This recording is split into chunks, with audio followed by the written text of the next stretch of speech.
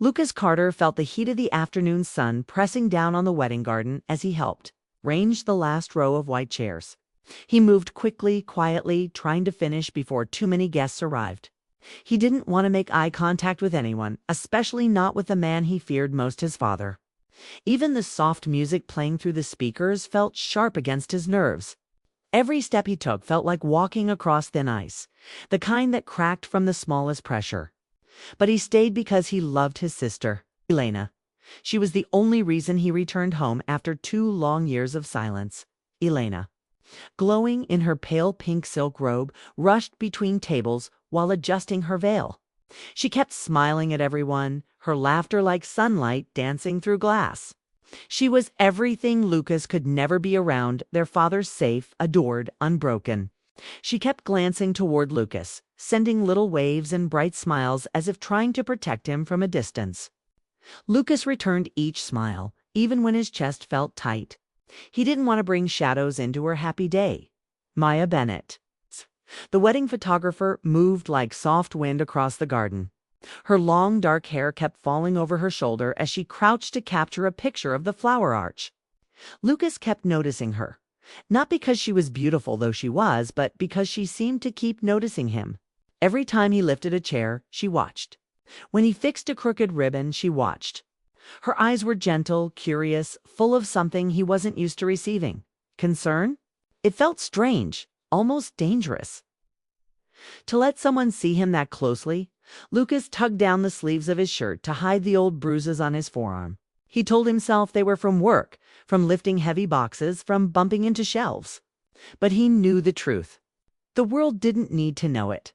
Not today. Not ever. Guests arrived in waves, laughing, greeting, clapping hands on shoulders, but Lucas stayed on the edge of everything. He kept adjusting centerpieces just to look busy. He didn't want anyone asking why he stood so tense or why he flinched when someone spoke too loudly. He kept scanning the crowd, expecting to see one familiar figure storming toward him. Every time a tall man walked by, his heart stumbled. The ceremony began before he could fully breathe. The soft notes of the violin rose, floating through the garden like a promise.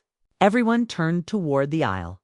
Alina appeared arm in arm with their mother, looking like the happiest woman alive. Lucas's heart lifted. For a moment, he forgot everything else. He watched his sister walk down the aisle. Watched the groom's face melt into awe. Watched tears form in guests' eyes. Even Lucas felt his own throat tighten. He wanted to freeze the moment forever. Alina deserved this joy. She deserved a day untouched by the darkness she didn't even know followed him. The vows were spoken. Rings exchanged. The kiss came with applause so loud that even Lucas couldn't help but clap. People stood. Confetti flew. Alina laughed so hard her veil tangled in her hair. Lucas felt warmth spread through him. Maybe, just maybe, today could end without pain. Then a hand touched his shoulder. A familiar voice growled in a low, sharp tone that cut through the music like a blade. Lucas, a word. He froze. The warmth drained from his body so fast he felt dizzy. He turned slowly, facing his father, the man who haunted every memory he wished he could erase. Gerald Carter stood straight and stiff, dressed in a suit that looked too tight for his temper. His eyes, a cold shade of gray, locked onto Lucas with the same anger that had once made him a fearful child. Lucas opened his mouth, but nothing came out. His father's grip tightened on his shoulder. Now, Lucas glanced toward the crowd. Everyone was busy congratulating the newlyweds. No one noticed the tension in the corner of the garden. No one saw Lucas's breath tremble, except one person, Maya. She stood behind her camera. But her focus wasn't on the bride or groom. Her eyes followed Lucas and his father as they stepped away from the celebration. Lucas could tell she felt something was wrong. He shouldn't have let her see his father walk toward the side pathway behind the reception tent. It was quiet there, too quiet. The faint sound of music drifted from far away, but the air felt colder. Lucas followed, telling himself he was only doing this to keep his father from making a scene. As they reached the wooden frame of the tent, Gerald turned sharply. "Why are you here?" he hissed. Lucas blinked. It's Elena's wedding. You should have stayed gone. Lucas clenched his jaw. She invited me. She made a mistake. His father stepped closer, breath laced with anger. You ruin everything. Always have. You show up today just to embarrass us. Lucas tried to stay calm. I came to support her. That's all. Oh, don't pretend. His father's voice rose. You think you're the hero? You think you can stand here like a man after the disaster you've always been? Lucas shook his head. I'm not trying to start anything. Just let me stay out of the way. That's precisely what you should have done, stayed out of the way entirely. Lucas took one slow breath. He'd lived with this voice for years. The insults no longer surprised him. But hearing them here on Elena's day made something tighten painfully in his chest. Dad, please, this isn't the time. His father's expression shifted to something darker. Don't you dare tell me what to do. He grabbed Lucas by the shirt. Lucas didn't resist. He knew resisting made everything worse. He kept his hands at his sides, praying someone would come, praying someone wouldn't. Gerald shoved him backward. Lucas hit the wooden wall of the tent, framed so hard the string lights rattled overhead. Pain shot through his shoulder, but he bit down on it. Inside the tent, people laughed and danced. No one heard the thud, but something else did. A small phone, left recording on a nearby chair by a groomsman who forgot to stop filming, was pointed right at them. Lucas had no idea it was there. Gerald pressed closer, voice low and venomous. After everything I did for you, you show up and act like you belong here. Lucas whispered, I'm trying to be civil. His father scoffed. Civil? You? He shoved him again. You're weak. Pathetic. You think you can hide behind your sister's happiness? You think the world doesn't know what a disappointment you are? Lucas's heart hammered painfully. He stared at the ground, wishing he could disappear. Wishing he could go back in time and leave before all this. Gerald's hand tightened around his collar. You don't speak to me again. You don't speak to anyone in this family unless I say so. Not today, not ever. Lucas kept his eyes down. Fine, I'll leave. You're leaving now, Gerald snapped, before you ruin any more photos. A soft gasp broke the moment. Both men turned. Maya stood several feet away, her camera lowered, her face pale. Her eyes traveled from Lucas's wrinkled shirt to his father's clenched fists. She looked horrified. Lucas's stomach dropped. Maya, he whispered, shaking his head slightly. Please don't get involved. But it was too late. Gerald's attention snapped toward her. His face twisted in annoyance. Who are you? Maya swallowed hard. The photographer, then stay in your place, he snapped. This is a family matter. She glanced at Lucas again, and this time her eyes said something he hadn't seen in a long time, fear for him. I'm sorry, she whispered to Lucas. Even though she'd done nothing wrong. Lucas stepped away from both of them. I'll go. Just let me go. Gerald glared, but finally loosened his grip. Get out of my sight. Lucas walked past Maya, shoulders shaking, breath uneven. He didn't want her to see him like this. He didn't want anyone to, but Maya reached out and touched his arm, a light touch, soft and careful, as if she was afraid he might break. Are you okay? She whispered. Lucas didn't answer. Couldn't answer. His throat felt locked. She moved beside him, walking slowly as he took shaky steps away from the reception area. Her presence felt warm, but overwhelming. He didn't know what to do with someone who cared behind them. Gerald stayed frozen in place, chest rising and falling with the remnants of anger. He didn't notice the tiny phone still recording. He didn't notice that everything he said, everything he did, had been captured. Lucas didn't notice either. All he knew was that he needed air. He walked toward the parking lot, each step heavy, each breath sharp. Maya walked beside him without speaking. He felt the tension in her silence, the worry, the questions, the compassion. He reached his car but didn't open it. He leaned against the door, closing his eyes as he tried to stop his hands from shaking. Maya stood in front of him. Lucas, you don't deserve that. He shook his head fast. Please, Maya, not now. He wasn't angry. He was ashamed, ashamed that she saw him weak. Ashamed that she heard his father's words. Ashamed that even at 27, he still felt like a frightened kid around that man. Maya took a small step closer. You're not weak. Lucas opened his eyes. Her voice was steady, gentle, firm. He breathed out slowly, letting her words settle inside him like something unfamiliar but comforting then. Far behind them, applause burst again from the reception tent. Alina and her new husband were taking their first dance. The world moved on, bright and joyful, as if nothing had happened. Lucas felt a hollow ache. He pulled himself upright. I should go. Maya hesitated. You don't have to leave. Lucas looked at her for a long moment. Her eyes held compassion, warmth, and something he hadn't had in years, kindness. It scared him. I can't stay, he said quietly. Not with him here. Maya bit her lip. If you leave, he wins. Lucas looked down. I'm not ready to fight him. Don't have to fight him, she whispered. The next morning, Lucas woke to the sound of his phone buzzing endlessly on the nightstand. His body ached from the previous day, a dull throb stretching from his shoulder down his arm. He rolled over, squinting at the screen. Multiple notifications. Missed calls, messages. Most were from unknown numbers, some from friends he hadn't spoken to in years. He hesitated before unlocking the phone, a sinking feeling forming in his chest. He already knew. Something had been seen. Something had spread. Maya's name blinked repeatedly at the top of the screen. He hesitated, then tapped. The call connected instantly. Lucas, have you checked online? Her voice was trembling, urgent. Not yet. He rubbed his face with both hands, feeling the weight of the night pressing on him. Why? What happened? You have to see this. She didn't wait.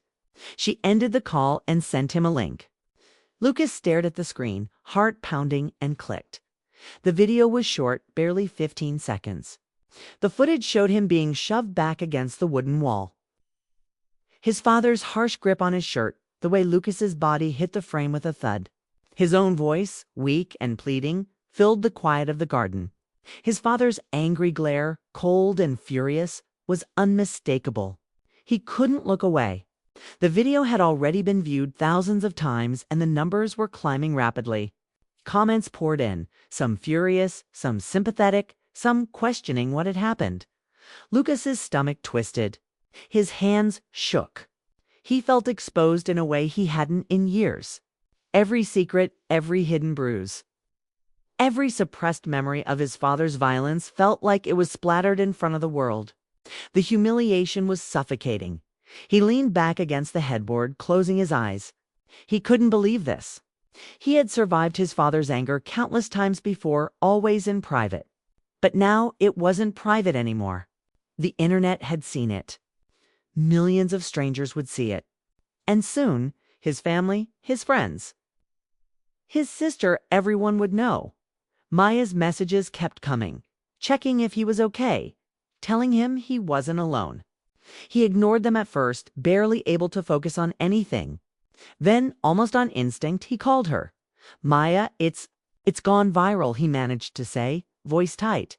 I know. I'm so sorry, Lucas. Her voice was soft, comforting, but firm. It's not your fault.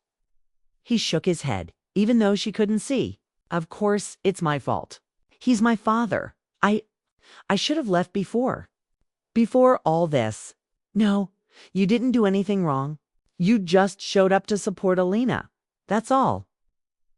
Lucas breathed out slowly, a shaky exhale that did little to calm the turmoil inside him. People are saying terrible things. I know, Maya said, and it's going to get worse before it gets better. But you're not alone, Lucas. You're not weak. You're not the person they're trying to make you out to be. He wanted to believe her. He really did. But the shame, the fear, the memory of his father's face and grip made it hard. He couldn't face anyone yet, not his mother, not his sister, not even himself. Finally, he made a decision. He had to leave the apartment. He needed air. He needed to see someone, anyone who could help him feel grounded. Without thinking, he drove to Maya's house. Rain had started to fall, a soft drizzle that blurred the city lights. The windshield wipers moved rhythmically, matching the pounding of his heart. He parked hastily outside her small apartment, barely able to focus on turning off the engine. Maya opened the door before he could knock. "Lucas, I was worried about you," she said, eyes wide, face pale. She stepped back, motioning for him to enter. I didn't know what else to do," he muttered, his voice cracking slightly. He stepped inside, feeling the warmth of the apartment, the quiet hum of life that seemed so distant from his own chaos. "You're safe here," Maya said. She gestured for him to sit. He sank into the couch, shoulders still aching, feeling both exposed and strangely relieved. The rain tapped on the windows, a gentle backdrop to the storm raging inside him. He stared at the floor, unable to speak. He could hear Maya moving around, making tea, checking her camera, occasionally glancing at him. He felt her eyes on him, not judgmental, not curious in a prying way, but caring. Finally, he broke the silence. "They've seen everything," he whispered. "The video. It's everywhere. 5 million views already. I can't stop thinking about it." Maya placed the cup of tea in his hands. "You didn't do this? It happened, and now people are watching. Yes, but this doesn't define you. You're still Lucas." He stared at the tea, at the warmth in his hands, at her calm voice. He wanted to believe it, but part of him was still sinking in fear. His father's words, the force of his shove, the betrayal, the humiliation, it all pressed down. "Mom? Alina, what if they see it? What if they think I provoked him?" Lucas's voice was barely audible. "They already know he's the problem, Lucas, and your sister. Your mother. They've been afraid for you for years. This might finally give them courage to speak," Maya said softly. Lucas's chest tightened. The thought of his mother finally admitting what had happened, of Alina realizing how dangerous their father could be, brought tears he hadn't allowed himself to shed. He blinked rapidly, trying to stop them, but they fell anyway. "You're crying," Maya whispered, sitting beside him. "It's okay. You can cry. You've been carrying this alone for too long." I don't even know what to do," he admitted. "I don't want to ruin my sister's wedding. I don't want to make her day about my pain. But the world is watching now. And maybe it's time it did," Maya said.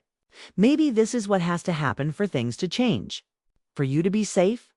For your family to be safe." Lucas swallowed hard. Her words cut through him, a mixture of fear and hope. He hadn't realized it until now, but maybe someone seeing the truth could save him. Could save them all. Hours passed. They talked mostly in fragments, broken sentences, long silences. Lucas told her about his childhood, about the years of fear and hiding, about how every celebration, every holiday, every moment with his father felt like walking through a minefield. He hadn't shared this with anyone before. Not fully. Not even with Alina. Maya listened without interruption, her eyes never leaving his face, her hands sometimes brushing his arm lightly, grounding him, reassuring him that he was not alone when he finished. His voice hoarse and trembling, he looked up at her. "I feel lighter, but scared. So scared." Maya nodded. "That's normal. You're finally facing it. And you're not alone. I'm here. And I'll help you through whatever comes next." Lucas wanted to believe her. He wanted to trust that someone could stay with him through this mess, through the chaos, through the humiliation. For the first time in years, someone had seen him, not just the scars. Not just the fear, but the real him, the one he had buried for so long. Then his phone buzzed again. Another notification. Another surge of views. The video had jumped to 8 million. Lucas froze. "They're not stopping," he whispered. "No," Maya said softly. "But maybe they shouldn't. Maybe the world needs to see what he's capable of. Maybe it's time the truth comes out." Lucas felt panic rise. What if it ruins everything? Elena's wedding. Mom, everyone. They'll understand, Maya said. People who love you will. And maybe those who don't. Maybe they don't need to be part of your life. He looked down at his hands. The ache in his shoulder was constant, a sharp reminder of the night before, but the words struck him deeper. People who truly loved him would stand by him. Maybe Alina and his mother would finally speak out. The thought gave him a strange kind of courage, a fragile thread that he clung to. He could survive the next step. He could face his father in some way, someday. And maybe, just maybe, he could start rebuilding the life that had been stolen from him. Piece by painful piece. Maya stood beside him, gently touching his arm. Lucas, whatever happens next, you won't be alone. You have me. And this. This could be the beginning of a new chapter. Lucas nodded slowly, swallowing the lump in his throat. A new chapter, he repeated. He had almost forgotten what that felt like. Hope had been a stranger for too long. The rain outside grew heavier, drumming against the windows in a rhythmic, calming sound. The city moved on around them, but inside Maya's apartment, time seemed to slow. For a moment, Lucas felt like he could breathe, like he could exist without fear, without shame. He looked at Maya, her eyes steady, warm, full of something that felt like trust. You stayed, he said softly, even after. After seeing it all, I stayed because you're worth it, she replied simply. Because you deserve someone on your side. Lucas felt his chest tighten again, but this time it was not just fear. It was something else. Something like relief, like the first glimmer of love and trust he had allowed himself in years. Something that told him he could survive the storm. They sat in silence for a while, watching the rain, listening to the distant hum of the city. The world had seen the worst of him. But here in this small, quiet apartment, someone saw the best. Someone believed in him, and for the first time, Lucas realized he might not be broken forever. That maybe, with help, he could heal. That maybe the truth harsh public, undeniable, could actually save him. The storm outside continued, relentless. But inside, Lucas felt something shift. Fear remained, but it was tempered with hope. And for the first time in a long time, he allowed himself to believe that life could be more than fear. The video had gone viral. Millions had seen the pain, the humiliation, the violence. But maybe, just maybe, Lucas had spent the next 2 days in a daze, haunted by the video that had taken the world by storm. The numbers climbed relentlessly. 10 million views, 12 million, with thousands of comments pouring in. Some were hateful, some sympathetic, and some frighteningly curious, dissecting every detail of his family, every bruise, every word. He had wanted nothing more than to disappear, to crawl into a corner and pretend it hadn't happened. But reality had other plans. The internet was merciless, and yet, somewhere beneath the fear and shame, he felt a flicker of something else power. The truth was out. And truth, as raw and painful as it was, could not be denied. He didn't answer most calls. He didn't go home. He stayed with Maya, who insisted he needed safety, needed clarity, needed someone steady to lean on. He wanted to resist her kindness, to push her away like he always did with everyone who cared. But something in her calm, unwavering presence made him pause. She never judged, never questioned, never demanded. She simply stayed. Alina called him once, her voice trembling. Lucas, I don't know what to say. I'm so sorry. I don't. Lucas interrupted gently. Say sorry. I didn't ruin your wedding. He did. There was a long silence. When she spoke again, her words were almost a whisper. I wish I had known. I wish I had seen it all sooner. Lucas swallowed hard. It's not too late. We can fix this. We have to. For Mom, for us. Her voice broke. I'm scared, Lucas. He closed his eyes, wishing he could hold her, comfort her, protect her. I know, he whispered. Me too. But we can do this together. By the evening, they had devised a plan. The first step was to ensure his mother's safety. His father, Gerald, had already noticed the viral video, and Lucas could only imagine the fury building inside him. He knew he had to act quickly. They called his mother, who lived several towns over. At first, she was hesitant, scared of angering Gerald. But when Lucas calmly explained the gravity of the situation, the video, the escalating attention, she finally agreed to leave her home temporarily. Maya drove them, Lucas silently calculating the safest routes, the places Gerald might not expect. Every mile they traveled, his heart pounded with anxiety and relief simultaneously. They arrived at a small rented apartment, nondescript, quiet, and safe. Lucas's mother clung to him briefly, her arms trembling, eyes filled with a mixture of fear and gratitude. For years, she had endured Gerald's manipulations, his subtle cruelty, his overt violence. Now, seeing the son she had tried to shield in his 20s, she realized he had survived. And not just survived, he had the courage to confront the world. The next morning, Lucas received a message from a lawyer friend. His father had begun calling lawyers trying to manage the viral scandal, tempting to spin it as a fabricated story, claiming Lucas had orchestrated the video to smear him. Lucas laughed bitterly at the absurdity. He had no need to fake it. The footage spoke for itself. And yet, the lies, as ridiculous as they were, made Lucas realize just how desperate Gerald was to maintain control. Alina arrived at the safe apartment later that day. Having been sent away from her honeymoon plans temporarily, she threw herself into Lucas's arms, sobbing. "I didn't know. I didn't see. I'm so sorry I didn't notice sooner." Lucas held her tight. He had long since learned that forgiveness was complicated, but he also understood that Alina had been a child, a young woman living under the same shadow of fear. "It's not your fault," he murmured. "We have to focus on the future now, not the past." Together, the three of them began planning the next steps. The viral video had opened a floodgate. Friends, relatives, and even distant family members reached out, some offering support, some expressing shock, some condemning Gerald's behavior. The attention was overwhelming, but it provided leverage. Lucas, for the first time in years, felt like he had power over his life, over his story. Not much, not total, but enough to create boundaries. Days passed in a blur of phone calls, meetings with lawyers, and constant vigilance. Lucas noticed a subtle shift in his mother's demeanor.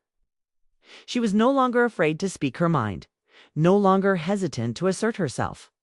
She revealed things Lucas had only heard in whispers.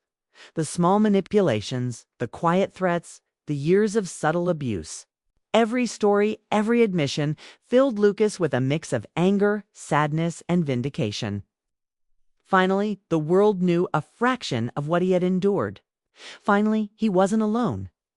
Then came the calls from Elena's husband. He was furious, defensive, worried for the family reputation. "Lucas, this is too much. The world is talking. People are judging. You can't keep this going," he said. Lucas remained calm. "I'm not trying to hurt anyone. I'm trying to protect the people I love. That's all." Her husband hesitated, the weight of reality finally settling in. "If what you say is true, then I don't know what to do. But I won't stop you from protecting your family." The weeks that followed were grueling. Gerald became more aggressive, calling lawyers, threatening to sue, sending menacing messages. Lucas ignored most of it, focusing instead on ensuring safety, documenting evidence, and leaning on Maya. She had become a constant presence in his life, a quiet source of stability he hadn't realized he needed. One evening, after a particularly tense day filled with calls from law enforcement, journalists, and distant relatives, Lucas and Maya sat in the living room of the safe apartment. The rain pattered against the windows, casting a soothing rhythm. Lucas stared at the floor, exhausted, his mind replaying every humiliating, painful moment from the wedding. Maya reached out, taking his hand gently. "You're doing the right thing," she said softly. "Even if it doesn't feel like it, even if it's terrifying, You're protecting yourself and the people who matter. That takes courage. Lucas swallowed hard, blinking rapidly. I don't know if I've ever felt that before. Courage, I mean? I've always felt afraid. Small, invisible. But now it's different. I don't know why. I feel lighter. 'Cause you're standing up, Maya said. It's not for anyone else, not even for your sister, though you are. For you. And that's powerful. That's real. He looked at her, truly looked, and for the first time allowed himself to trust someone completely. Maya wasn't going anywhere. She wasn't judging him, and she wasn't asking him to be someone he wasn't. For years, Lucas had hidden who he was, pretending to be unbreakable, pretending that fear wasn't a constant companion. Now he could let it go. Slowly. The following day, news outlets picked up the viral video. Headlines screamed about family conflict, abuse, and shocking behavior. The coverage was relentless, but Lucas and his family were prepared. They provided statements clarifying the truth without embellishment. His father's attempts to manipulate the story backfired spectacularly. Every lie he tried to spin only drew more attention to the video, to the reality of his abuse. Lucas watched as public opinion shifted. People reached out to him online, offering support, sharing their own stories of surviving abuse, of finally finding their voice. The sheer number of messages was overwhelming, but in a strange way, it was healing. He realized that his pain could no longer be hidden, and that transparency, however terrifying, could be liberating. One afternoon, Lucas returned to the wedding venue, cautiously, to gather belongings he had left behind. Maya accompanied him. Walking through the now empty garden, he saw the arch, the chairs, the remnants of celebration. Memories of laughter and sunlight clashed with the memory of the shove, the pain, the fear. But he kept walking. He breathed in deeply, feeling the past and present collide. This place, he murmured. It holds both joy and pain. Maya nodded. And now it also holds truth. You survived it. You survived him. He swallowed the lump in his throat, tears threatening. Strange. I always thought returning here would be unbearable. But somehow, with you, it feels manageable. She smiled gently. You're not alone anymore. That's the difference. As they left the venue, Lucas felt the weight of years lifting slightly from his shoulders. Every step was deliberate, conscious. Every breath was a claim of his own space, his own life. He wasn't just reacting anymore. He was taking control, shaping a future that had once seemed impossible. In the weeks that followed, his father's behavior became more erratic. Gerald lashed out, threatened legal action, demanded silence, but Lucas and his family stayed prepared. Lawyers, law enforcement, and social media exposure created a protective barrier around them. Lucas's mother, now more assertive, refused to go back to fear. Alina, once timid, found strength in watching her brother survive and protect them all. Lucas, too, changed. Therapy sessions helped him process years of fear and humiliation. He learned boundaries, self-respect, and the power of speaking his truth. And through it all, Maya remained a constant presence. Not just a friend, but a confidant, a partner in every sense. He realized that love, trust, and support were not weaknesses. They were lifelines. One evening, after a long day of court consultations and media statements, Lucas and Maya sat on the balcony, watching the city lights twinkle below. He took her hand, squeezing gently. I used to think the worst day of my life was the wedding. It's the moment he hit me. But now, I think the worst day was also the first day I realized I had to stand up. Maya smiled, leaning her head on his shoulder. And now you've taken the first steps. The rest we'll take together. Lucas let himself smile, truly smile, feeling the knot of fear and shame inside him loosen slightly.